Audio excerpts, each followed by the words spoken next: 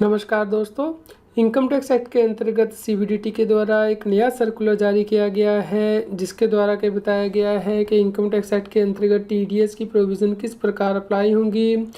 दोस्तों, income tax act में section 194 ओ insert किया गया था 1 अक्टूबर 2020 से, जिसके द्वारा के ई कॉमर्स ऑपरेटर के लिए ये मैंडेटरी किया गया था कि वो जो भी गुड्स या सर्विसेज उनके प्लेटफॉर्म के थ्रू सेल होती हैं या सर्विस प्रोवाइड की जाती हैं, उसके ऊपर उन्हें टीडीएस काटना है। लेकिन कुछ स्पेसिफाइड इंडिविजुअल और एचईएफ के लिए एग्जम्पशन भी दी गई थी। इस केस में टीडीएस काटा जाना था जैसे ही गुड्स सेल की जाती हैं या सर्विस प्रोवाइड की जाती है या फिर पेमेंट की जाती है, विच एवर इज अर्लियर। दोस्तों, इस केस में ई कॉमर्स ऑपरेटर के द्वारा 1% टीडीएस काटा जाता है, जो ग्रोस अमाउंट होता है गुड्स की सेल का या जो सर्विस प्रोवाइड की गई है।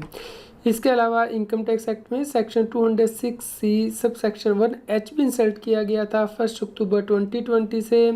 जो कि इनकम टैक्स एक्ट के अंतर्गत टीसीएस की प्रोविज़न मैंडेटरी करता था। यानी कि जो सेलर अमाउंट रिसीव करता था सेल कंसिडरेशन का, जहाँ पे कि वैल्यू 50 लाख रुपए से ज़्यादा हो जाती है, तो उस केस में उसे बायर से टीसीएस कलेक्ट करना है 0.1% से, जो अमाउंट सेल कंसिडरेशन का 50 लाख रुपए से ज़्यादा हो जाता है। इस केस में अमाउंट कलेक्ट किया जाता है जैसे ही अमाउंट सेल कंसिडरेशन का रिसीव किया जाता है,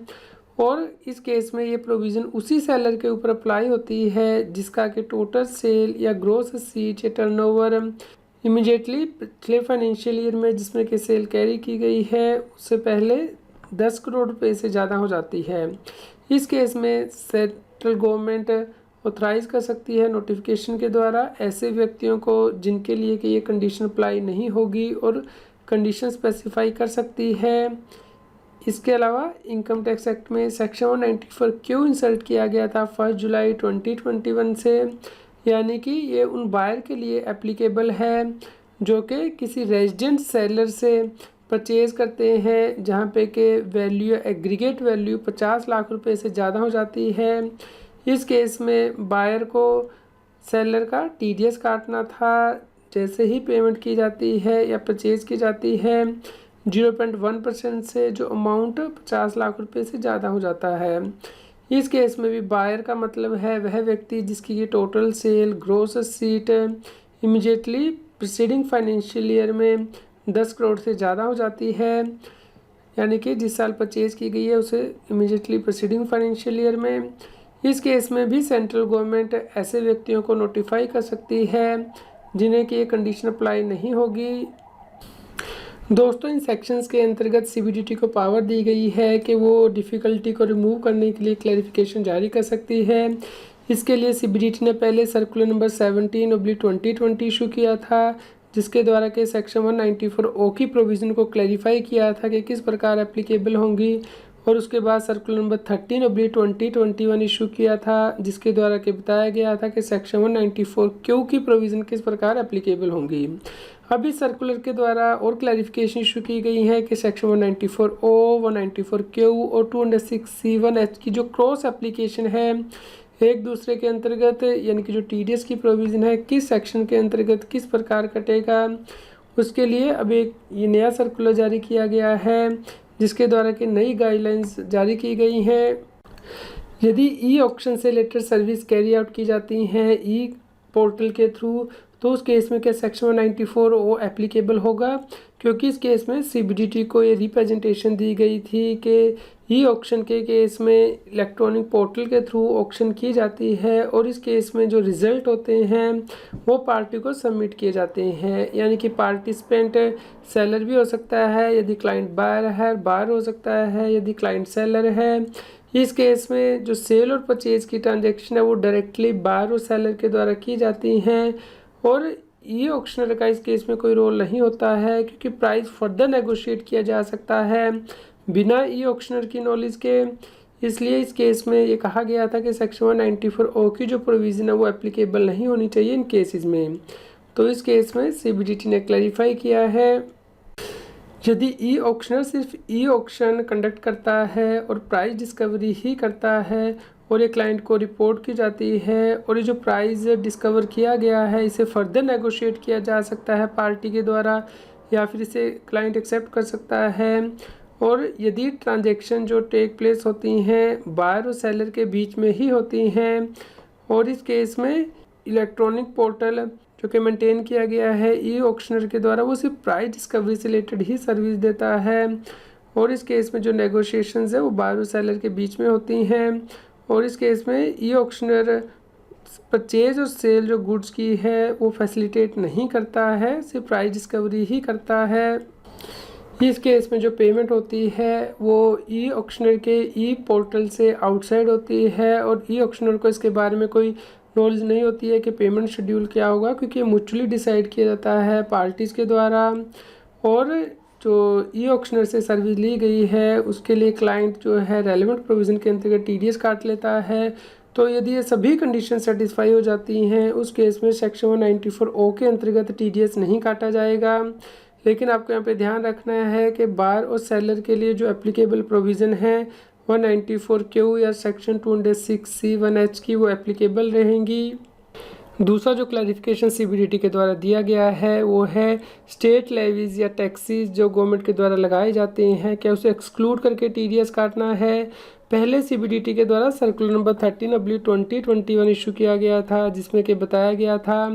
कि जो टीडीएस है वो जीएसटी को एक्सक्लूड करके काटना होता है यदि TDS at the time of credit काटा जाता है। लेकिन यदि टीडीएस पेमेंट के टाइम में काटा जाता है तो उस केस में टोटल अमाउंट पे टीडीएस काटना है, क्योंकि पेमेंट करते हुए नहीं पता होता कि जीएसटी कंपोनेंट कितना होगा। इसके अलावा यहाँ पे ये भी बताया गया था कि यदि परचेज रिटर्न की जाती हैं तो जो एडजस्टमेंट है टैक्स डिडक्टेड की वो प्रोवाइड की गई थी। लेकिन इस सर्कुलर के द्वारा ये नहीं बताया गया था कि नॉन जीएसटी आइटम पे ट्रीटमेंट क्या होगा। इसके लिए भी क्लैरिफिकेशन सीबीडीटी के द्वारा जारी किया गया है, क्योंकि बहुत सी गुड जो हैं वो जीएसटी के दायरे के अंतर्गत यदि नहीं आती हैं, जैसे कि पेट्रोलियम प्रोडक्ट एक्स्ट्रा, तो उस केस में VAT, excise duty, sale tax लगता है। तो उसके लिए क्लैरिफिकेशन जारी की गई है कि यदि TDS at the time of credit काटा जाता है और बायर और सेलर के बीच में एग्रीमेंट है जहाँ पे कि VAT, sale tax, excise duty, CST separately indicate किया गया है इनवॉइस में, तो उस केस में जो टीडीएस है वो बिना इस VAT, excise duty, sale tax, CST को इंक्लूड किए हुए काटा जाएगा। लेकिन यदि पेमेंट बेसिस पे टीडीएस काटना है तो उस केस में ये नहीं पता होता कि टैक्स का कितना कंपोनेंट होगा, इसलिए उस केस में टोटल अमाउंट पे टीडीएस काटा जाएगा। इसके अलावा जो परचेज रिटर्न से रिलेटेड क्लैरिफिकेशन पुराने सर्कुलर 13/2021 में दी गई थी, वही क्लैरिफिकेशन एप्लीकेबल होगी नॉन जीएसटी प्रोडक्ट से रिलेटेड भी, जिन पे के VAT, excise duty, sale tax लगता है। फ्रेंड, तीसरा इशू क्लैरिफाई किया गया है कि टीडीएस 194 के अंतर्गत क्या काटा जाएगा यदि एग्जम्पशन दी गई है टीसीएसए सेक्शन 206C के अंतर्गत। सेक्शन 206C सब सेक्शन 1 यह कहता है कि बायर का टीसीएस कलेक्ट नहीं किया जाएगा जो कि रेजिडेंट है इंडिया में, और यदि बायर इस केस में जो व्यक्ति टीसीएस काटने के लिए रिस्पॉन्सिबल है उसे डिक्लेरेशन दे देता है कि वो इन गुड्स का यूज़ करेगा पावर की जनरेशन के लिए, मैन्युफैक्चरिंग, प्रोसेसिंग और प्रोड्यूस करने के लिए, ना कि ट्रेडिंग पर्पज़ के लिए। तो इस केसेस में फ्रेंड्स जो टीसीएस की प्रोविज़न है वो एप्लीकेबल नहीं होती हैं, क्योंकि टीसीएस का सेक्शन 206C1H ये कहता है कि यदि सब सेक्शन 1F और 1G है तो उस केस में प्रोविज़न एप्लीकेबल नहीं होती हैं। तो सब सेक्शन 1 के अंतर्गत एग्जम्पशन दी गई है, इसलिए इस केस में सेक्शन 206C के अंतर्गत तो टीसीएस कलेक्ट नहीं किया जाएगा। लेकिन इस केस में सेक्शन 194 के अंतर्गत बायर को जो टीडीएस है काटना होगा यदि उस सेक्शन की जो कंडीशंस हैं वो फुलफ़िल हो जाती हैं। अगला जो क्लैरिफिकेशन इशू किया गया है वो गवर्नमेंट डिपार्टमेंट के लिए है, क्या उन्हें सेक्शन 194 की प्रोविज़न एप्लीकेबल होंगी यदि वो पब्लिक सेक्टर अंडरटेकिंग या फिर कॉरपोरेशन नहीं है। यहाँ पे बहुत से गवर्नमेंट के डिपार्टमेंट के द्वारा ये रिप्रेजेंटेशन दी गई थी, सीबीडीटी से पूछा गया था कि क्या उन्हें सेक्शन 194 की प्रोविज़न एप्लीकेबल होंगी। तो यहाँ पे बताया गया है कि 90 प्रोविज़न्स एप्लीकेबल होती हैं उस व्यक्ति को जो कि बाहर होता है, जिसकी के टोटल सेल, ग्रोस एसेट्स या टर्नओवर बिजनेस से जो है 10 करोड़ से ज़्यादा हो जाती है इमीडिएटली प्रीसीडिंग फाइनेंशियल ईयर में, जिस साल में वो बिज़नेस कर रहा है यानी कि परचेज़ कर रहा है उससे इमीडिएटली पिछले साल में। इस केस में व्यक्ति के द्वारा बिजनेस या कमर्शियल एक्टिविटी कैरी ऑन की जाती है और जिस साल गुड्स परचेज की गई है उससे इमीडिएटली प्रीसीडिंग फाइनेंशियल ईयर में उसकी टर्नओवर 10 करोड़ से ज़्यादा होती है। लेकिन जो डिपार्टमेंट है गवर्नमेंट के जो कि कोई बिजनेस या कमर्शियल एक्टिविटी नहीं कर रहे हैं उन्हें बायर नहीं कहा जा सकता, इसलिए उन्हें 194 क्यू की प्रोविज़न एप्लीकेबल नहीं होंगी। लेकिन यदि वो डिपार्टमेंट कोई बिजनेस या कमर्शियल एक्टिविटी कर रहा है तो सेक्शन 194 क्यू की प्रोविज़न एप्लीकेबल होंगी और उनके लिए टीडीएस काटना मैंडेटरी हो जाएगा। यहाँ पे ये इशू भी रेज किया गया था कि क्या गवर्नमेंट के किसी डिपार्टमेंट को सेलर कंसिडर किया जा सकता है। सेक्शन 194 क्यू के अंतर्गत यहाँ पे क्लैरिफाई किया गया है कि सेंट्रल गवर्नमेंट या स्टेट गवर्नमेंट को सेलर नहीं कंसिडर किया जाएगा और इस केस में बार के द्वारा टीडीएस नहीं काटा जाएगा यदि सेंट्रल या स्टेट गवर्नमेंट का डिपार्टमेंट गुड सेल करता है। लेकिन यहाँ पे क्लैरिफाई किया गया कि यदि कोई और व्यक्ति है जैसे कि पब्लिक सेक्टर अंडरटेकिंग कॉरपोरेशन जो कि एस्टेब्लिश की गई हैं सेंट्रल स्टेट या किसी और बॉडी या अथॉरिटी के अंतर्गत तो उन्हें 194 क्यू की प्रोविज़न कंप्लाई करनी होगी और अकॉर्डिंगली टीडीएस काटना होगा। फ्रेंड्स, आप इस सर्कुलर को डाउनलोड कर सकते हैं, इसका लिंक इस न्यूज़ की वीडियो डिस्क्रिप्शन में भी दिया गया है। उम्मीद करते हैं आपके लिए यह न्यूज़ यूज़फुल रही होगी। कृपया लाइक कीजिए, शेयर कीजिए ताकि सभी लोगों तक ये जानकारी पहुंच पाए और वो इनकम टैक्स की कंप्लायंस कर पाएँ। रेगुलर जीएसटी और टैक्स अपडेट के लिए इस चैनल को सब्सक्राइब करें।